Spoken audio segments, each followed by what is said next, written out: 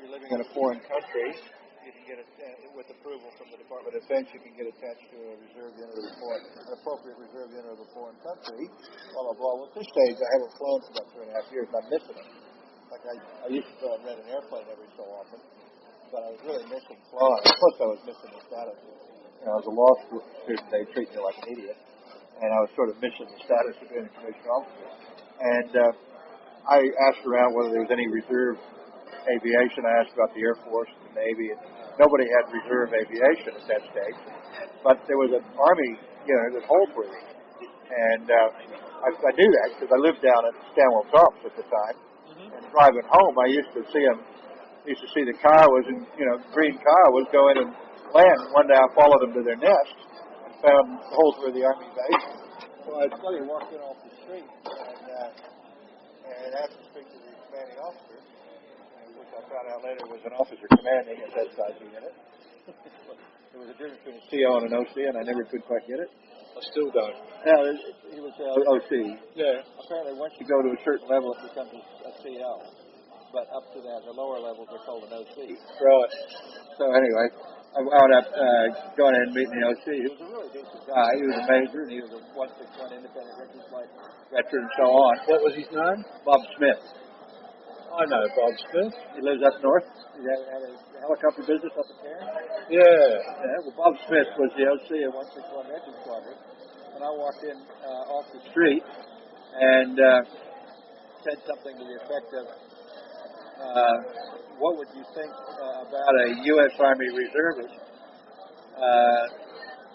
coming out here for part-time reserve training with your active Army unit? And he said the strangest thing to me. He said, "Do you know how to write wills?" And I said, "Well, as a matter of fact, I've just done Trust and Succession, and I bought Utley's Will Precedent, the book. It cost me a lot of money, but I bought it, so." I actually do know how to write it. How amazing is that? And I said, what's this all about? And he said, we're one task force. It's been like the second cab off the rank for a while. The Queensland task force was first cab off the rank. But we're just about to get elevated to be in the first cab off the rank, and there's a whole bunch of readiness things we have to go through. Everybody's got to have vaccinations. Everybody's got to have an up-to-date passport. And everybody's got to have a will or a letter from a lawyer saying that they've explained to them the advantages of having a will, and they still don't want one. Mm-hmm. Mm-hmm. And nobody told legal office at QMB that this was happening. And so we're all ready to step up to this next level, except I can't get wills written for my guys. And he said, I'm getting jumped on by the task force commander, and I can't get these wills written. And nobody seems to know what to do about it. And he said, how to write wills.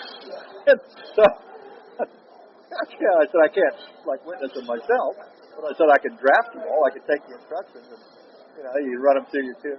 So I said, okay, anyway, next thing you know, I put in a request to the defense attaché down in Canberra, and next thing you know, I get a letter from the Army saying, you're attached for training purposes to the 161 Recce Squadron of the Australian Army. I never knew that. Yeah. Of course, I trained with a bunch of those blokes. Yeah. We all went through the same training system. A week ago yesterday, did you know Terry Hayes? I went to his funeral a week ago yesterday. No, I can't remember. Terry was the troop commander. He lived there on the Goldie. I couldn't believe I'd only seen him once since I moved up there. I always thought, I must go up and see Terry, and I never ever got around to it.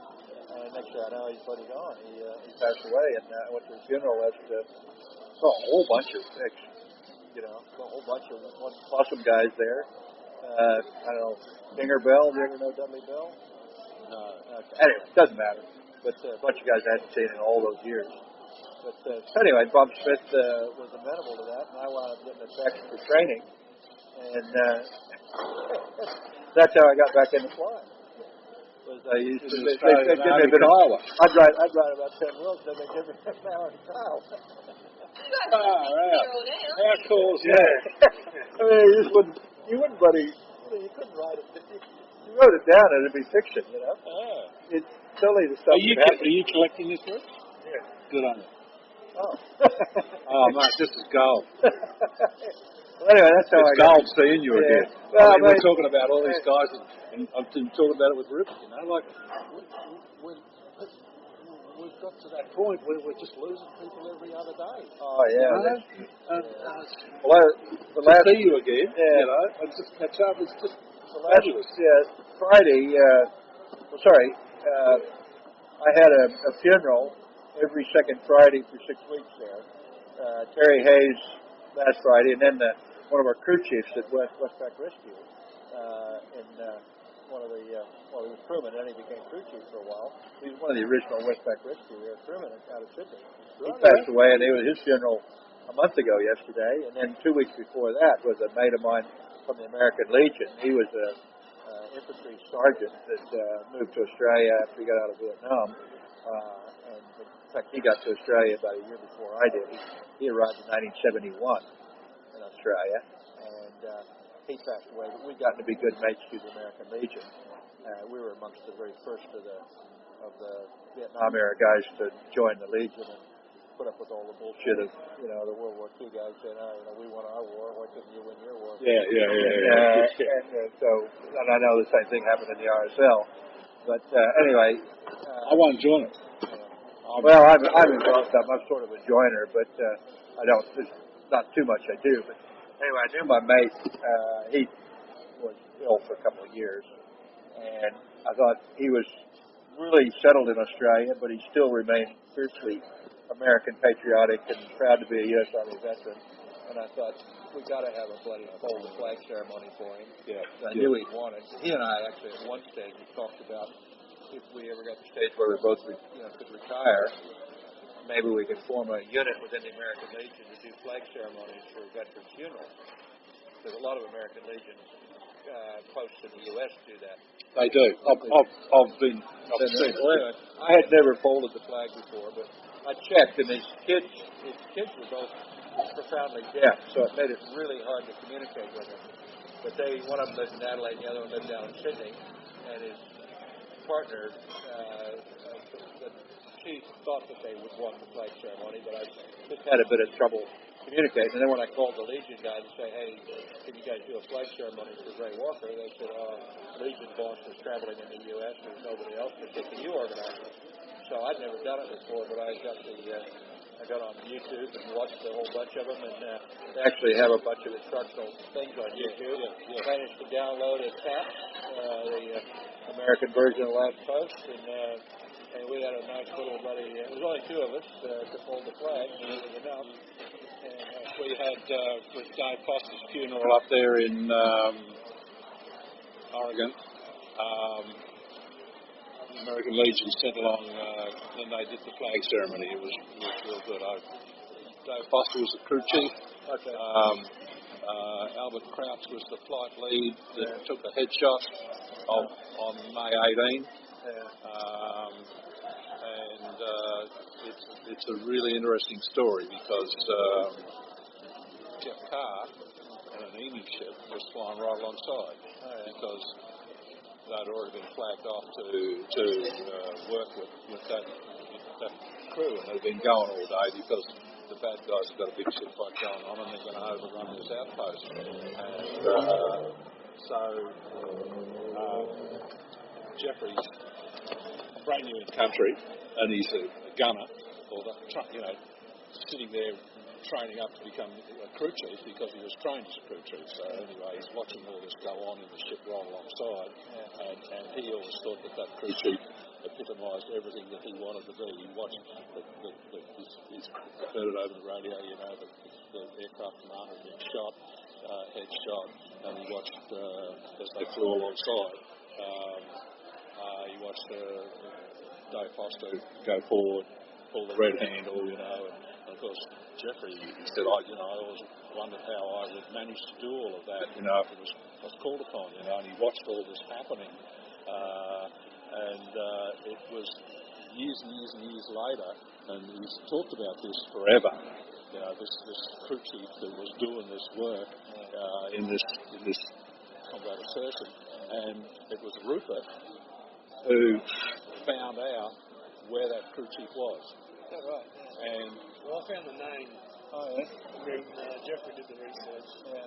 But he never knew. Do you use Ancestry.com or? No, I found the name. because I knew there was a pilot who had been shot, and it was on the wall. Okay. So I just went to 18th of May, Yeah. and then there's Ken Hoycombs.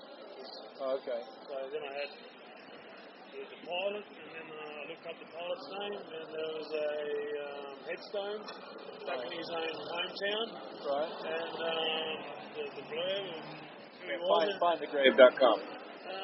No, it just came up, his name and... Okay. Yeah. Well, now there is a website called findthegrave.com. And I've done a whole bunch of genealogy stuff lately. I kind of got interested. My mother used to do it all the time, and I could never be bothered listening to her. And now she's been gone 20 years now, and I bloody wish so much I could talk to her again and find out all the history. Because now I'm trying to rebuild it. She did all the work once, but I'm using this Find the Grave, Ancestry.com, FamilySearch.org, which is the Mormon Church. They're into that. But there's the virtual wall. There's the wall. I use the VHPA website. Virtual wall's good, Yeah, and there's all kinds of places. So Dave Foster had written at the bottom of this thing. Yeah, he said, I'm the crew chief. Oh, wow. Yeah, So that was then I had the name. So I've been trying to find out whether or not there's film of a particular event, and it's kind of a long, convoluted, roundabout story. But we had a clerk in the orderly room when I was an admin officer. He was a nice enough kid, but for some reason he got crossways with the first sergeant. And I always thought the first sergeant was a decent enough guy, but when he got down on one of his troops, he was really down on him. And he kept sending this guy up to load rockets up at Song Bay as punishment for whatever he'd done wrong, and this guy just wanted to get out of the orderly room in the worst way. So he wanted to get in one of the flight platoons. And he came and asked me to see if I'd support his application. And I said, look, you don't actually technically work for me. You work for the first sergeant who works for the XO and the CO, but I won't oppose it if you want to go. But you got to make sure you want to do this because shit happens out there, and you're in a decent enough job. We got rockets falling every other night anyway, so you got enough of a chance of getting killed. Nobody needs to prove anything. No, I got to get out of here. So on his very first day out, he got killed. And the way he got killed was really annoying because he was flying on what was supposed to be a command and control job, which was basically direct combat support. It wasn't a combat assault type thing. It was for the 8th Engineer Battalion. But the 8th Engineer Battalion had a ring knocker CO who really should have been in the infantry because he had a lot to prove to himself. And he was really gung-ho. And there was lots of chatter back in the unit about every time they went out, the guys were complaining that he wanted them to do stuff they weren't supposed to do. And they would never send the Cobra out to escort a command and control helicopter. But this guy was always wanting to land somewhere where there wasn't any security. And there'd been complaints raised before, and supposedly he'd been counseled that, hey, slicks without a Cobra gunship, without cover, do not land in unsecured areas. There's nobody on the ground, you don't land it. So this apparently had been ongoing. Sure enough, this particular day, he told our guy that he told him he wanted to land at this spot. Our guy said, here's the unit down there, and he said, don't worry, I'm talking to him, it's all okay. Well, the unit hadn't reached that site yet. The unit was marching to that site, but they weren't there yet. They were still a ways away. So consequently, when they came in to land, this was just inside Cambodia. This was May 15th, 1970. 3 days before yours.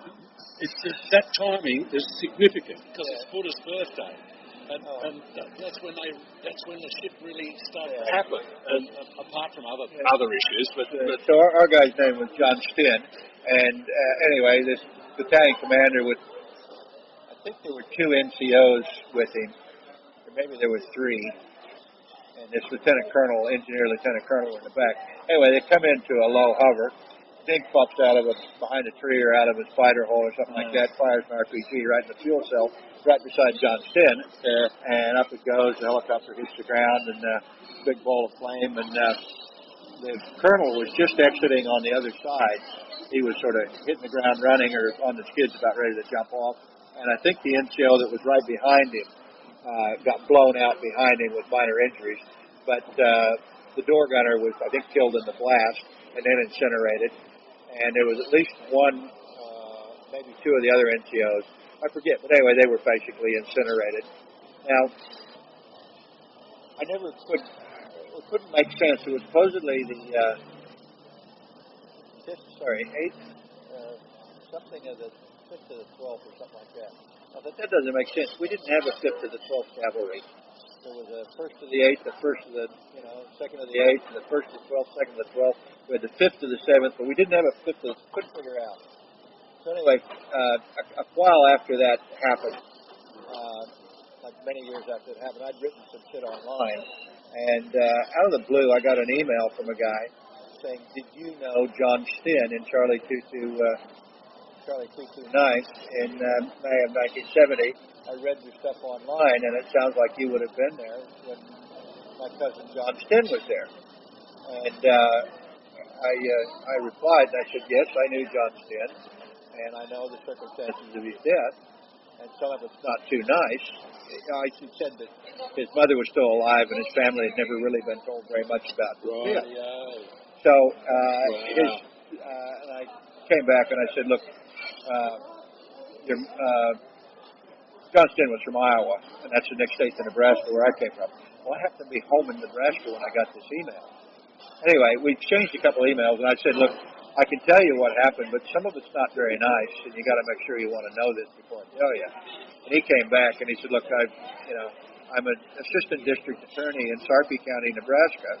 I was raised in Iowa, but," he said, "I'm now living in Nebraska." He didn't know I was in Nebraska at that time. He thought I was in Australia. Yeah. So he sent me an email, and he said, "Look, as an assistant district attorney," he said, I can assure you I've heard a lot of stories. I can handle it." He said, "I'll be very careful about what I pass on. And, oh, by the way, I'm a reserve JAG captain." And so on. So, I understand that not everything goes perfectly according to plan. So I wound up going down to meet the guy, and I told him the story, and I told him about this guy who wound up retiring as a 2-star general who had gotten him, had lured him into that position. And so I told him the whole story, and he said, "Look, I'll be careful about what I say to the mother," but he said the rest of the family would like to hear all this. So fast forward a couple of years, and I got an email from a guy who was a helicopter pilot who was a PTSD counselor. And he said, "We've got a guy who 30-odd years after the fact has come in for counseling about an occurrence that happened." And he said it was connected to a crash, and I've researched the VHCA database, and the crash was from Charlie 229, and there were some people killed. And this guy was in a ground unit that came on the scene just after it happened. And this is something that's bothering him. It was the first in a whole bunch of things that led to one of his best buddies getting killed right beside him. But this helicopter crash actually triggered a contact that went for about 2 days, and this guy was right in the middle of it. And he said he just, he's trying to piece together stuff in his mind about what happened. "Do you know anything about this crash? I was given your name by some other guy who knew my connection to the Stinn family." And so I got back in touch with him, and I wound up emailing this guy direct, the infantry guy, who was trying to piece it all together. And he said there was a cameraman there. He said, "I'm interested to hear that you live in Australia," because he said there was a cameraman there who came running down the road. The helicopter was still burning, and we were just pulling the guys out of it. And he said, and there was a bunch of fire, and there was a bit of a firefight going on. He said, in the middle of it all, this cameraman come running down the road with the camera on his shoulder, filming everything. And we kept saying, "You better get down, you're going to get killed." And he answered with an Australian accent. And he said he was from CBS, but he said, "I'm sure he had an Australian, it might have been New Zealand." He said, "I'm pretty sure it was an Australian accent." And I've often wondered, is that film still around? Have to be. And so Have to be. I said, "Well, I've got a good mate who was a war correspondent in Vietnam. Basically, he was in Vietnam from 1964 to 1970, almost 1975. And he's I've met him over the years, and he actually did a thing about Yanks Down Under for Newsweek magazine when he was a stringer journalist. And I said, if anything to do with journalism, he would, with who war correspondents were, he would have known them all. Let me see if I can find out. So I called this guy and I said, do you know of a guy with an Australian accent who was a cameraman for CBS in 1970 in Vietnam? And he said, I knew a couple, but he said, here's his email address of the guy that lives in Thailand. He worked for CBS. He'll know who it was. And this came back within about 5 hours, and I sent an email address the next morning. I had a reply from the guy in Thailand. He said it will be either this guy, who is a Kiwi, or Norman Lloyd, who was a roof shooter from Wollongong, who wound up in Vietnam and wound up as a journalist up there. And as far as I know, he went on to do that for the rest of his life. So then I got on the internet and started. Sure enough, there's a guy in Santa Rosa, California, which is not far outside San Francisco. Mm-hmm.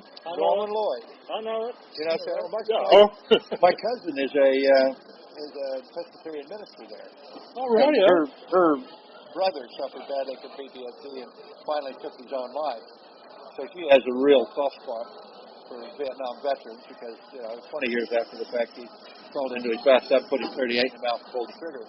And he was a Navy Seabee, and the only thing that happened to him was he was driving his bulldozer, and they had Marine riflemen on the fender of the bulldozer, and it was either 2 in 2 days or 3 in 2 days, shot and killed sitting right beside him, and he always thought they took bullets meant for him, and he couldn't handle the survivor guilt. He finally put his pistol in his mouth and pulled the trigger. But anyway, that's another story. She lived right there in Santa Rosa. This guy lived there. I got in touch with him, but he said I don't like to talk. I don't like to type to talk. He said I'd rather talk on the phone. But he confirmed that he was there, and that was him that day.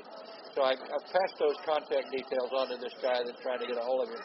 I haven't heard whether he's tracked down whether this film exists or not, but what an extraordinary thing that this guy had this recollection that he was in the middle of this firefight. Down the road comes a guy running along with the cameraman, bullets flying everywhere, and they said, you better get down. And he said, I remember he had an Australian accent, and he said he was from CBS. And from that, within about 24 hours, I was able to track down who the guy was. And this internet is an amazing place to do. It's unbelievable. I was saying to Rupert yesterday, we were just talking about, I said, we're talking about air medals. And I said, all my medals went in the water, and I had to have a diver go down and get them. Okay. All my medals went in the water when I was getting back on board after Anzac Day there one day. And so the numbers on my air medals were falling off. Oh, yeah. And then I went on to tell him about how, I think it was 25 hours of combat, you got an air medal, and 50 hours of DCS. Yeah. And I said, the interesting thing is that you got in more shit as a single ship doing DCS than generally you got in when you're with the whole damn outfit doing a combat assault. Yeah. That's not always the case. But you're just illustrating, once again, you're out there by yourself, you've got no support, no guns, no nothing, and that's where you get into the shit. We were lucky. I mean, the medals did get cheap toward the end for the U.S. Army. That was one thing. And I remember there was a big debate about it. I remember the general being interviewed. He said, if some people think the medals are a bit cheaper because we give them to these guys over here to try and say thank you for what they're doing. He said, as far as I'm concerned, that's a small price to pay for what we ask these kids to do. So he said, I'm not going to apologize for it. Good. Yeah. But they were cheap. I mean, I got 2 Bronze Stars. That's basically for ground operations. And if you did extra ground duties, which basically everybody did, at the end of the year, if you were an officer or a senior NCO, you get a Bronze Star, unless you screwed up. And if you were an enlisted guy, you'd get an Army Commendation Medal, And so basically you got one whether you, but I wound up with 2 because my last 2 months they sent me to battalion headquarters to plod around with the colonel, but I had a staff position as well. And the guy that I was supposed to just be advising the colonel on how the combat assaults were going, but they made me an assistant S1, which is personnel officer. Well, they told me, don't worry about it. We got a captain that knows everything about this. We'll do it all. Well, the day after I got there, his father died, and he went home on emergency leave, and I was the bloody acting S1 of a battalion, and I had to order in all the personnel, had to learn all the MOSs, all the table of what do they call it? TO&E, Table of Organization Equipment. Yep. How many, crew chief was a 67 N20. Did you ever hear that? Yes. 67 N20. Yeah. And a warrant officer pilot was a 100 Bravo, and a infantry small unit commander was a 1542, and a rotary wing aviator commission was a 1981. And and I had to learn all these. And sheet metal workers were sheet metal workers were 69 something or other. 67 N20 was a crew chief. I forget what sheet metal workers. Avionics were another number. I had to learn all of these. Each company has so many of this, so many of that, and then I had to get the company first sergeants to send me every week the number of 30, 60, and 90-day losses, so that I could project they're going to need 18 67 N20s next month. We're going to need this. We're going to need that, and I'd have to pass that on up the line. And it was all this shit that you just took for granted. Never knew how it really happened. And I had to do it. But anyway, I got another Bronze Star for that. And I got 40 air medals for 1,002 hours. So they gave us one for every 25 hours. Everything we did in the cab, they said, it's all combat. It's all, even the log missions and that. Yeah. So we got more air medals than we probably were entitled to. I don't have to worry about giving back. The thing is, my numbers have fallen off, and as I said to Rupert, I can't even remember what number I had. The only medal I got with a number on is the Australian medal they gave me for the Sydney to Hobart Yacht Race Rescue. That's the only medal I've got that's got my name and a number on it. I brag on you about that. You're world famous. How all these things unfold. There's always a backstory to it. Yeah. There's always a back. I didn't do anything everybody else didn't do.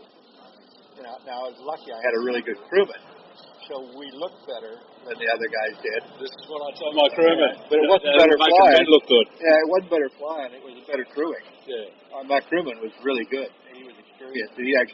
He'd actually started for the National Safety Council down there. Yep. He'd winched out of the Bass Strait before. He'd handled big seas before. Yep. And I don't think any of the other crewmen. I think the Canberra crew that had the really rough one. They had the really rough. They've done all the paramedics have done all their water training in Lake Burley Griffin, and then suddenly they're out there in 60, 70 foot seas. Yeah. It ain't the same.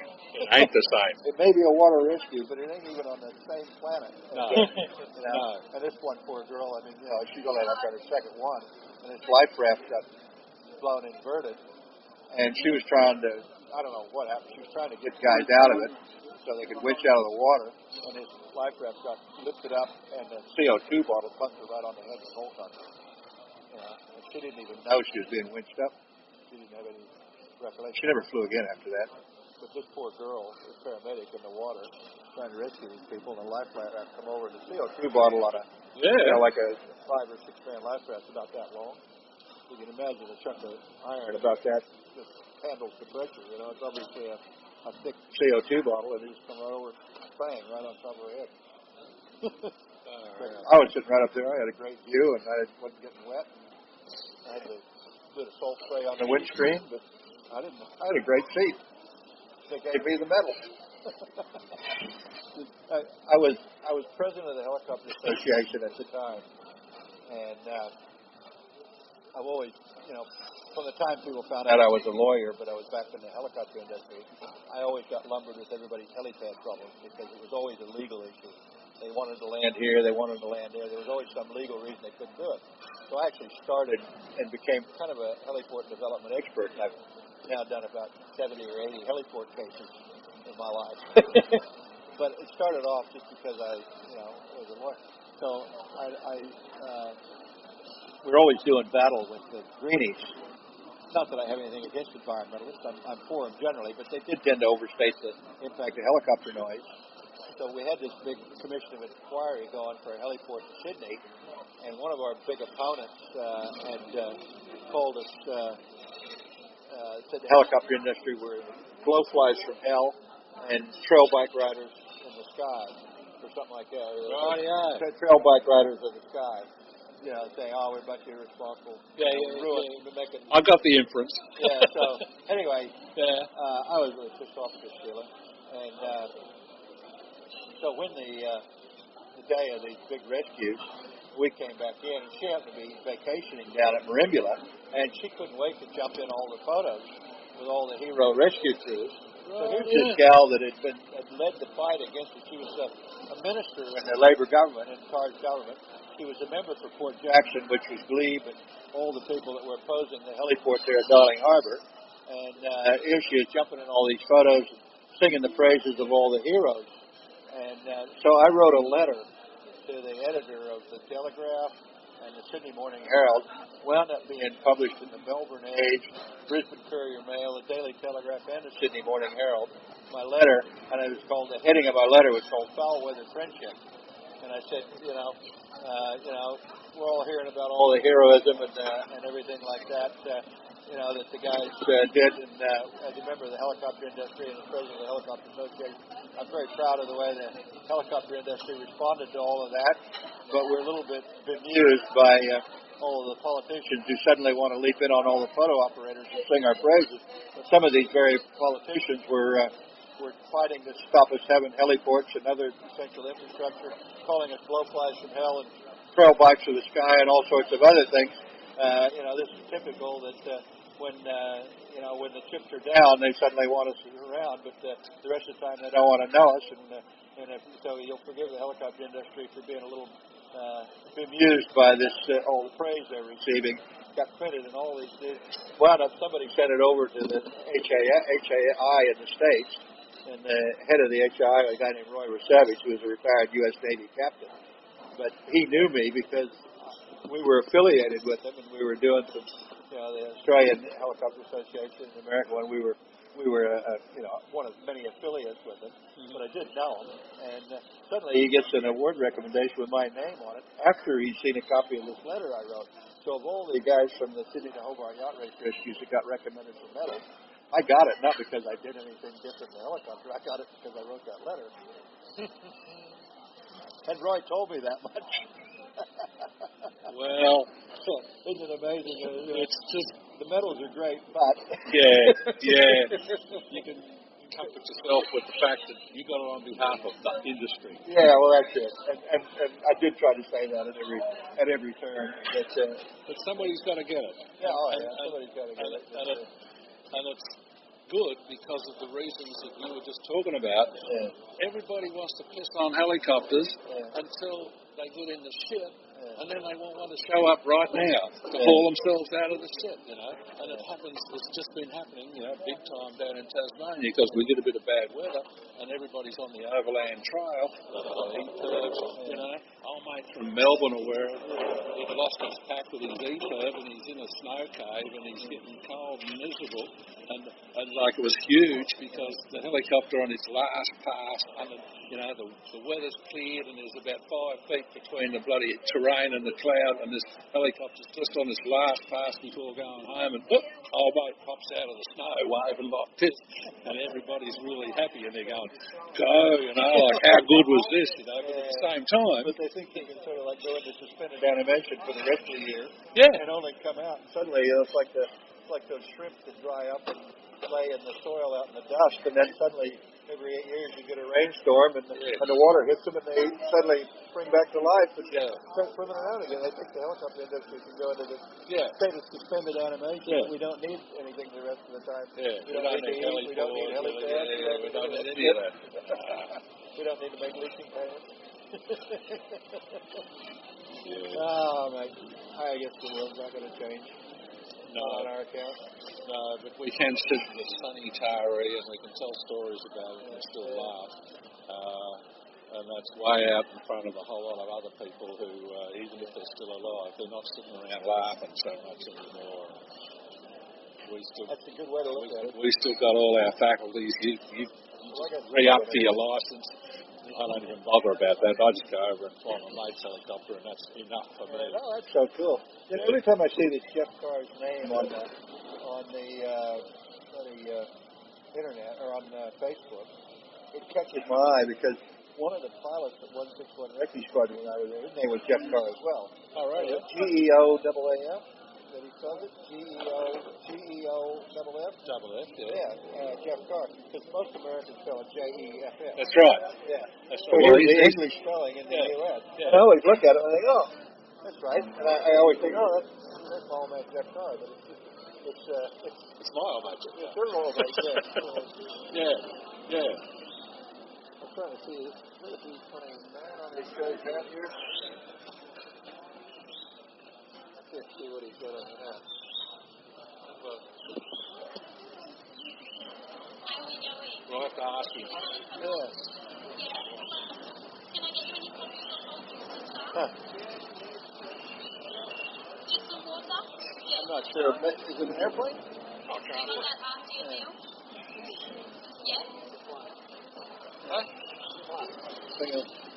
Sir, we're trying to see the airplane on your hat and see what it is. That's a Spitfire, okay. So what's sorry? Right. Oh, okay. Over in Yeah. so you're an Aussie that went over there, or are you from a? Okay, yeah.